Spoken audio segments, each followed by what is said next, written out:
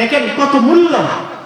হুমা জান্নাতুকা ওয়া নারুকা, রাসূল বলেন পিতামাতা তোমার জন্য জান্নাত, পিতামাতাই তোমার জন্য জাহান্নাম। জিন্দা থাকা অবস্থায়, পিতামাতা জীবিত থাকা অবস্থায় তোমরা পিতামাতার সেবা করো, জান্নাত অর্জন করে নাও।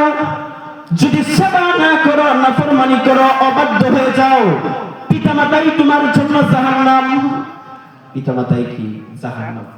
আল্লাহর ইবাদতের পরে সন্তান পিতামাতার সেবা করবে, আল্লাহ সেটাও জানিয়ে দিয়েছেন। ওয়া কাদা রাব্বুকা আল্লা তা'বুদু ইল্লা ইয়্যা,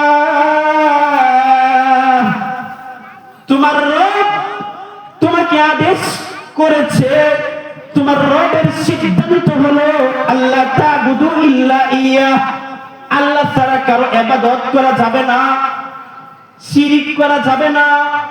পরে বলতেছেন আল্লাহ ওয়াবিল ওয়ালিদাইনি ইহসানা,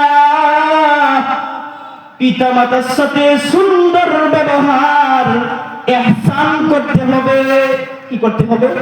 ইহসানের তাফসীর করেছেন, ইহসান হলো পিতামাতা চাইলেও দিতে হবে, না চাইলেও দিতে হবে।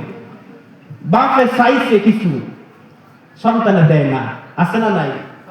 ইহসানের তাফসীর নিয়ে যান, সমস্ত তাফসীরের কিতাব খুলেন। ইহসান হলো পিতা মাতা সন্তানের কাছে যদি কোনো কিছু চাই, অবশ্যই সন্তানকে দিতে হবে, থাকলে না চাইলেও দিতে হবে। আল্লাহর ইবাদতের পরে পিতামাতার সাথে সুন্দর ব্যবহার করা, ওয়াবিল ওয়ালিদাইনি ইহসানা, পিতামাতার সাথে সুন্দর আচার ব্যবহার করা।